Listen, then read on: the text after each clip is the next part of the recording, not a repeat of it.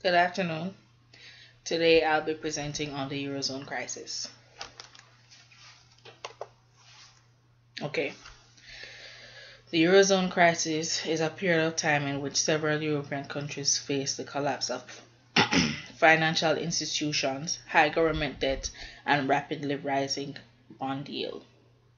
The European debt crisis began in the late 2008 from five of the region's countries which have failed to generate enough income to pay the debts it has built up in recent decades.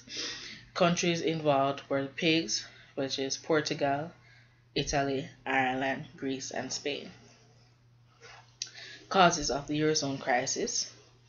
Um, these were easy credit conditions and high growth from 2002 to 2012. Fiscal instability, and overspending of major economies. The inabilities of countries to print money at will, as it would if it was not part of the Eurozone.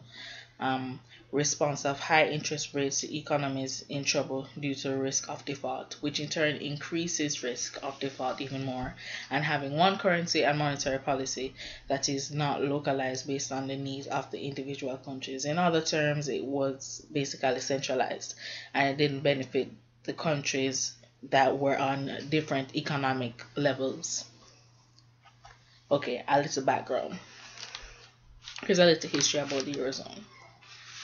It consists of 17 European Union member states. It's Austria, Belgium, Italy, Cyprus, Luxembourg, Ireland, Estonia, Malta, Finland, the Netherlands, France, Portugal, Germany, Slovakia, Slovenia, Spain, and Greece. And here's a little image of them. Okay, the European Central Bank, it consists of three sections: the Executive Board, the Governing Council, and the General Council. The Executive Board is responsible for the implementation of monetary policy and consists of the President, the Vice President, and four other members.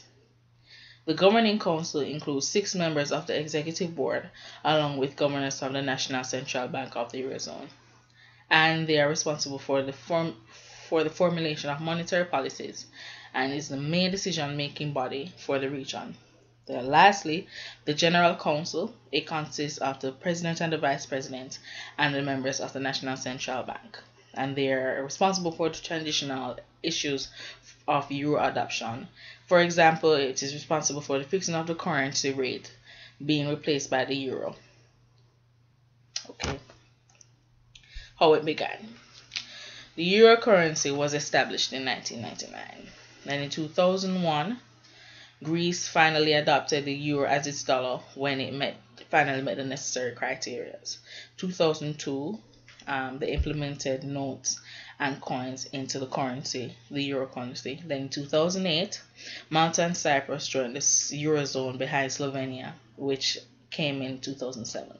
In December 2008, the EU leaders agreed to implement a $200 billion euro stimulus to boost growth after the global financial crisis, which we all know about, the Great Depression, second grade. In 2009, Slovakia joined the euro. Estonia, Denmark, Latvia, and Lithuania joined the exchange rate mechanism to bring the currencies and monetary policy into line with the euro in preparation for joining. Then in April, the EU ordered France, Spain, the Irish Republic, and Greece to reduce the budget deficit. Concerns about some euro members began to grow due to Dubai's sovereign debt crisis. And then in December, Greece admitted that its debt had reached an all-time high of 300 billion, which is 113% of debt. This is more than double the level for the Eurozone, which is at 60%. So then, in 2010, concerns have risen for Portugal, Ireland, Greece, and Spain. Given that Greece was in a greater deficit, they unveiled a series of austerity measures aimed at reducing the deficit. Of course, this sparked some form of riots and strikes for the people because the tax increased and they were given limitations in their purchasing power. And they believed they weren't being treated fairly for because they believed it wasn't their responsibility to contribute to bringing down the deficit, because in their eyes it was not their fault. After many insistence for a bailout from the IMF, the IMF and the government finally came to agreement to a safety net of 22 billion euros, but no loans. However, due to worsening events, the IMF came up with a 110 billion euro bailout package and a further 85 billion euro bailout for the Irish Republic. Then in 2011, Estonia joined the euro, and a stability mechanism of 500 billion euro was established. There was a bailout plan of $78 billion for Portugal and $109 billion for Greece. And the yield on government bonds for Spain and Italy rose sharply, yet a fall was for Germany, because Germany, out of all of them, was doing really well. Then 2012, the credit ratings decreased for France, and the Eurozone retail sales increased. Italy and Spain's borrowing costs increased, and that led to an increase in the rates. This is an image of the Eurozone timeline.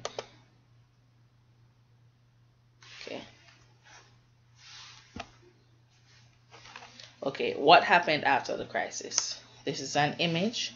If you look from 2008 upwards, you can see that the average debt percentage of Greece it spiked. It went to an all-time high in 2011. It dipped and it went up back for 2012, and it's set to increase to 2013 and 2014. So they're not doing very well. Okay, why government bond yield goes up? The general reason is that investigators see higher risk associated with investing in a country's bond. They will require a higher return to compensate their risk. That's if they believe it's of high risk.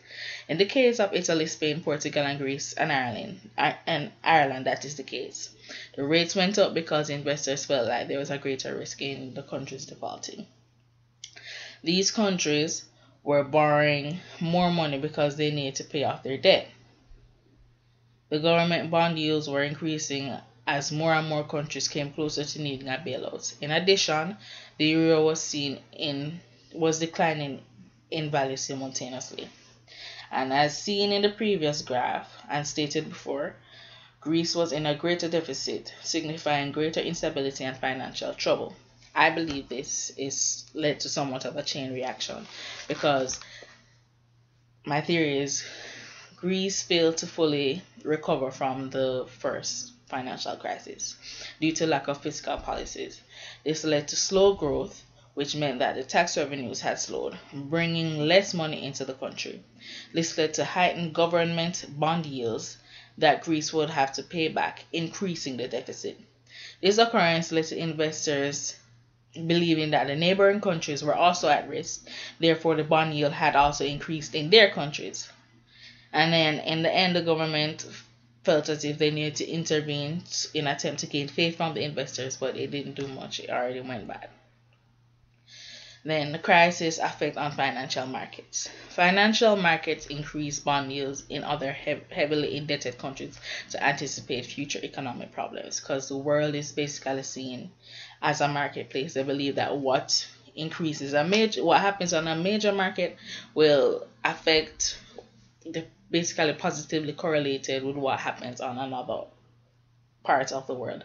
And you'll see as I go further with the effect it has on the US, thus making it more difficult for surrounding areas to pay their debt back and causing other countries to be in economic strife, as with Greece and its neighboring countries.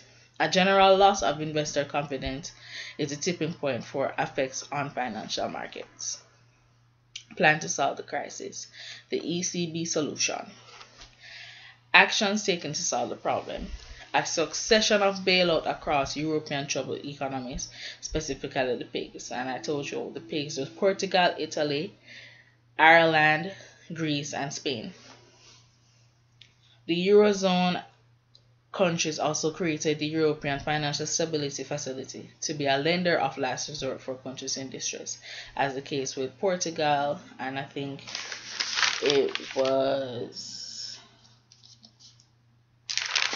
Portugal and Greece. The ECB announced plans in 2011 to purchase government bonds to make sure that the yields did not begin to increase significantly. Therefore, if the bonds are at a flat rate, it's a fixed rate, I'm guessing it would be close to the amount it was at purchase. Then there's no possibility of the bonds continuing to increase, which would dig a deeper deficit. Major austerity packages across bailout nations. They had to pay off the debt, so they have to ensure that they get it from anywhere possible. Increase tax, decrease purchases of exported goods and imported goods and so forth. Okay, political implications. Significant tension between financially stable countries like Germany, that was stable, and high debt to GDP countries like Greece. High debt to GDP means that the country is basically in debt. Strong economies attempted to coerce weaker countries into austerity measures and budget reforms, which led to social instability in order to get more aid. How it affects the US.